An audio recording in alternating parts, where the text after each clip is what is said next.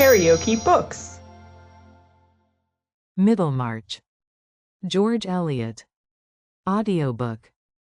Chapter 14. Follows here the strict receipt. For that sauce to dainty meat, named idleness, which many eat by preference, and call it sweet. First watch for morsels, like a hound. Mix well with buffets, stir them round. With good thick oil of flatteries, and froth with mean self-lauding lies. Serve warm, the vessels you must choose. To keep it in are dead men's shoes. Mr. Bulstrode's consultation of Harriet seemed to have had the effect desired by Mr. Vincey, for early the next morning a letter came which Fred could carry to Mr. Featherstone as the required testimony. The old gentleman was staying in bed on account of the cold weather, and as Mary Garth was not to be seen in the sitting-room, Fred went upstairs immediately and presented the letter to his uncle, who, propped up comfortably on a bed rest, was not less able than usual to enjoy his consciousness of wisdom in distrusting and frustrating mankind. He put on his spectacles to read the letter, pursing up his lips and drawing down their corners. Under the circumstances I will not decline to state my conviction, T-Chaw. What fine words the fellow puts.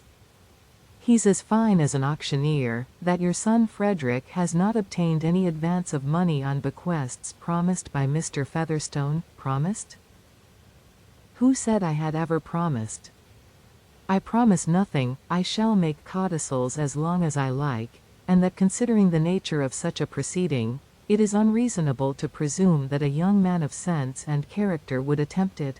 Ah, but the gentleman doesn't say you are a young man of sense and character. Mark you that, sir. As to my own concern with any report of such a nature, I distinctly affirm that I never made any statement to the effect that your son had borrowed money on any property that might accrue to him on Mr. Featherstone's demise. Bless my heart. Property, accrue, demise.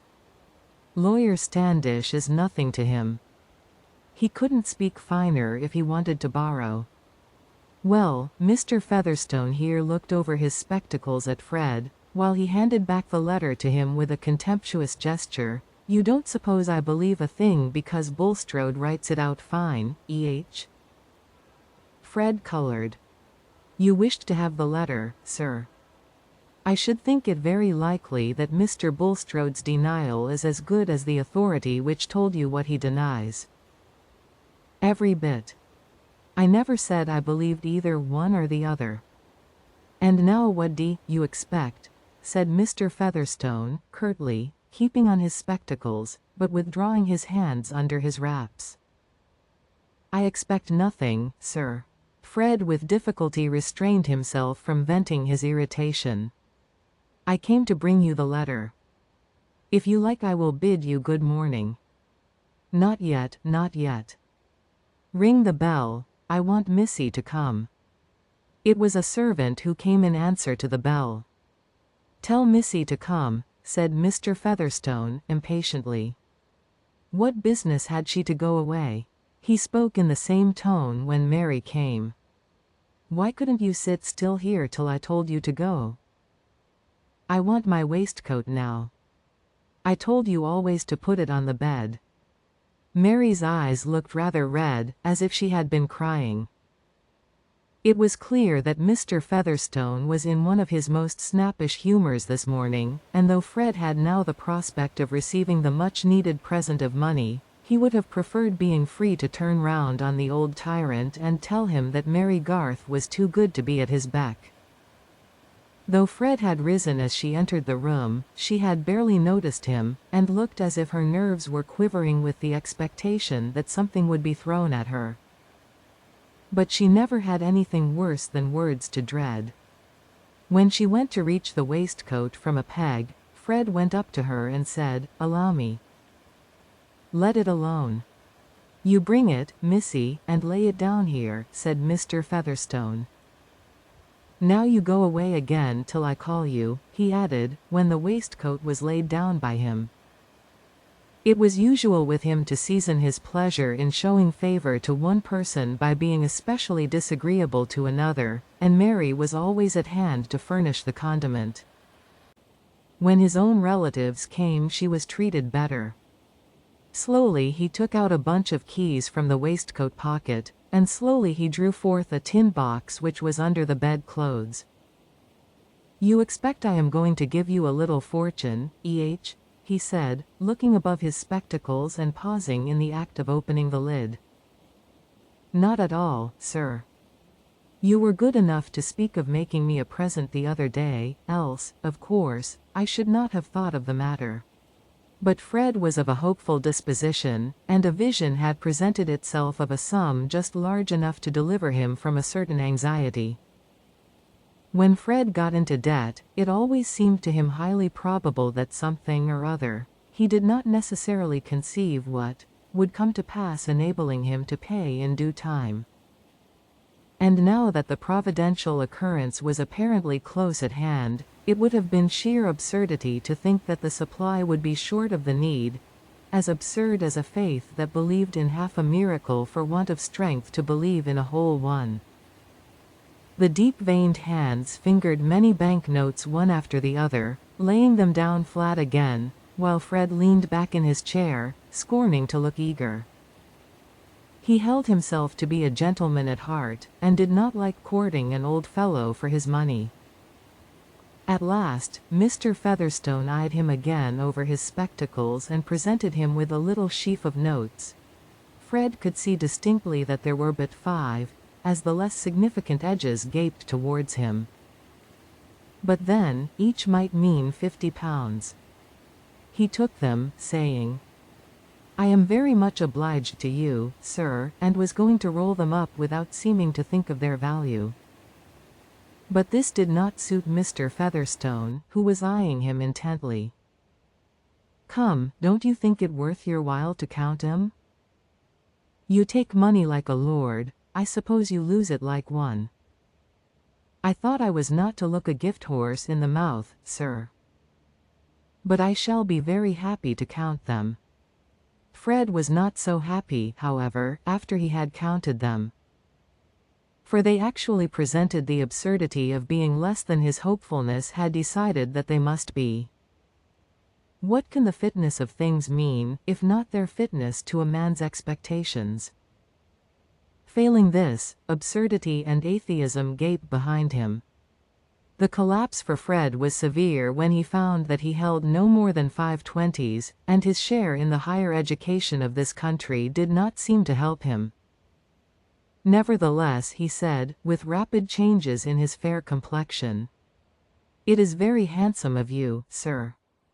"I should think it is," said Mr. Featherstone, locking his box and replacing it, then taking off his spectacles deliberately, and at length, as if his inward meditation had more deeply convinced him, repeating, "I should think it handsome." "I assure you, sir, I am very grateful," said Fred, who had had time to recover his cheerful air. "So you ought to be. You want to cut a figure in the world, and I reckon Peter Featherstone is the only one you've got to trust to." Here the old man's eyes gleamed with a curiously mingled satisfaction in the consciousness that this smart young fellow relied upon him, and that the smart young fellow was rather a fool for doing so. "Yes, indeed. I was not born to very splendid chances. Few men have been more cramped than I have been," said Fred, with some sense of surprise at his own virtue, considering how hardly he was dealt with. "It really seems a little too bad to have to ride a broken-winded hunter, and see men, who are not half such good judges as yourself, able to throw away any amount of money on buying bad bargains. Well, you can buy yourself a fine hunter now. £80 is enough for that, I reckon, and you'll have £20 over to get yourself out of any little scrape," said Mr. Featherstone, chuckling slightly. "You are very good, sir," said Fred, with a fine sense of contrast between the words and his feeling. "Aye, rather a better uncle than your fine Uncle Bulstrode. You won't get much out of his speculations, I think." He's got a pretty strong string round your father's leg, by what I hear, My father never tells me anything about his affairs, sir. Well, he shows some sense there. But other people find him out without his telling. He'll never have much to leave you. He'll most like die without a will. He's the sort of man to do it. Let 'em make him mayor of Middlemarch as much as they like.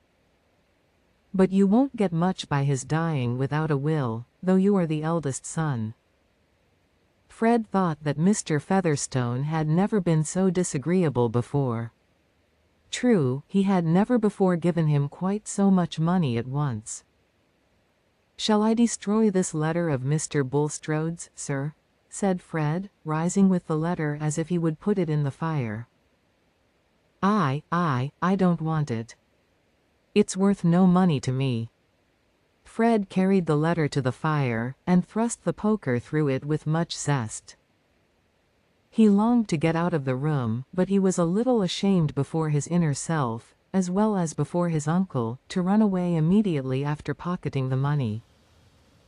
Presently, the farm bailiff came up to give his master a report, and Fred, to his unspeakable relief, was dismissed with the injunction to come again soon. He had longed not only to be set free from his uncle, but also to find Mary Garth. She was now in her usual place by the fire, with sewing in her hands and a book open on the little table by her side. Her eyelids had lost some of their redness now, and she had her usual air of self-command. "Am I wanted upstairs?" she said, half rising as Fred entered. "No, I am only dismissed, because Simmons is gone up." Mary sat down again, and resumed her work. She was certainly treating him with more indifference than usual. She did not know how affectionately indignant he had felt on her behalf upstairs. "May I stay here a little, Mary, or shall I bore you?" "Pray sit down," said Mary. "You will not be so heavy a bore as Mr. John Wall, who was here yesterday, and he sat down without asking my leave. Poor fellow. I think he is in love with you. I am not aware of it. And to me it is one of the most odious things in a girl's life, that there must always be some supposition of falling in love coming between her and any man who is kind to her, and to whom she is grateful. I should have thought that I, at least, might have been safe from all that. I have no ground for the nonsensical vanity of fancying everybody who comes near me is in love with me." Mary did not mean to betray any feeling, but in spite of herself she ended in a tremulous tone of vexation. "Confound John Wall. I did not mean to make you angry. I didn't know you had any reason for being grateful to me. I forgot what a great service you think it if anyone snuffs a candle for you."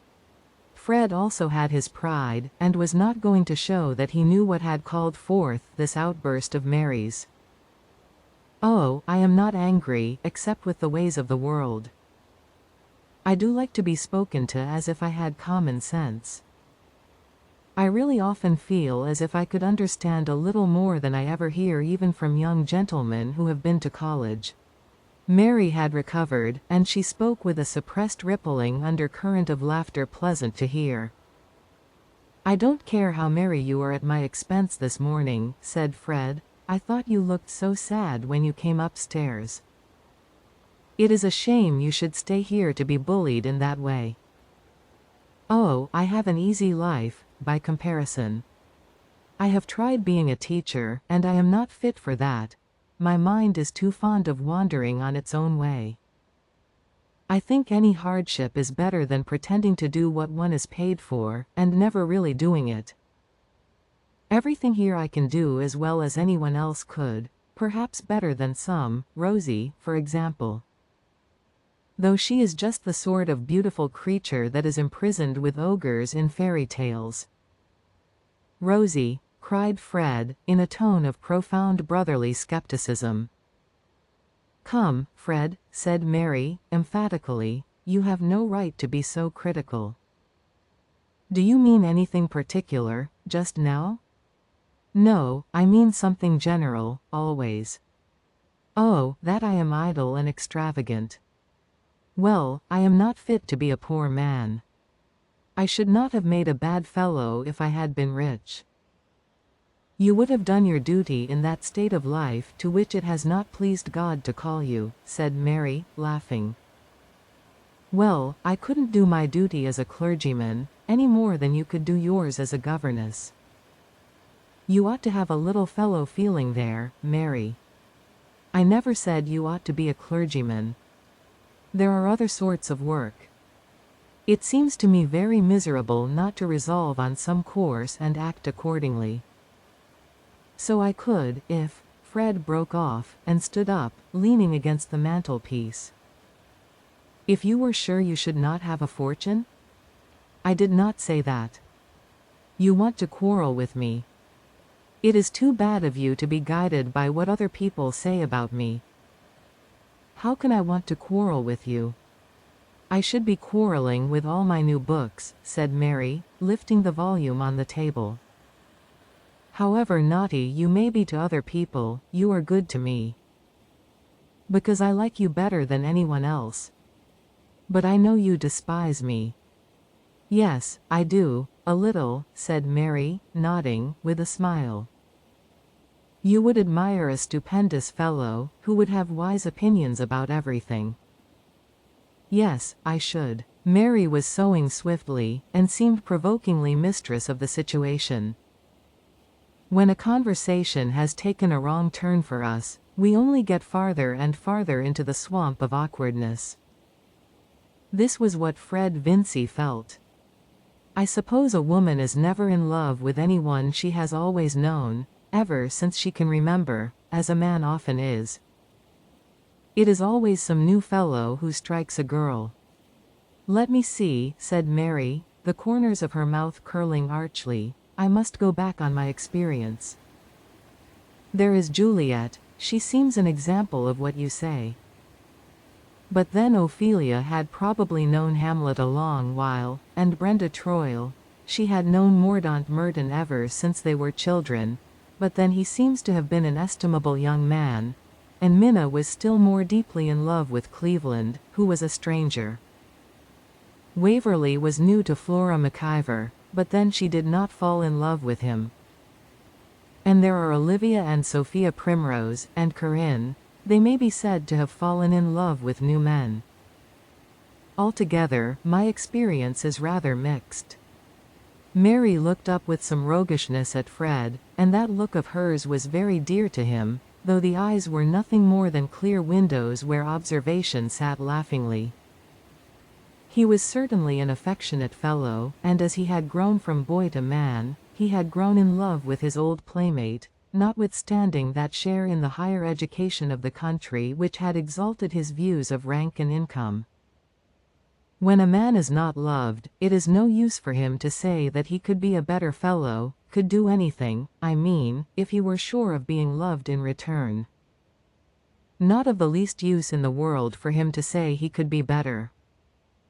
Might, could, would, they are contemptible auxiliaries. I don't see how a man is to be good for much unless he has some one woman to love him dearly. I think the goodness should come before he expects that. You know better, Mary. Women don't love men for their goodness. Perhaps not. But if they love them, they never think them bad. It is hardly fair to say I am bad. I said nothing at all about you. I never shall be good for anything, Mary, if you will not say that you love me, if you will not promise to marry me, I mean, when I am able to marry. If I did love you, I would not marry you, I would certainly not promise ever to marry you. I think that is quite wicked, Mary. If you love me, you ought to promise to marry me. On the contrary, I think it would be wicked in me to marry you even if I did love you. You mean, just as I am, without any means of maintaining a wife. Of course, I am but 23. In that last point you will alter. But I am not so sure of any other alteration. My father says an idle man ought not to exist, much less be married. Then I am to blow my brains out? No, on the whole I should think you would do better to pass your examination. I have heard Mr. Fairbrother say it is disgracefully easy. That is all very fine. Anything is easy to him.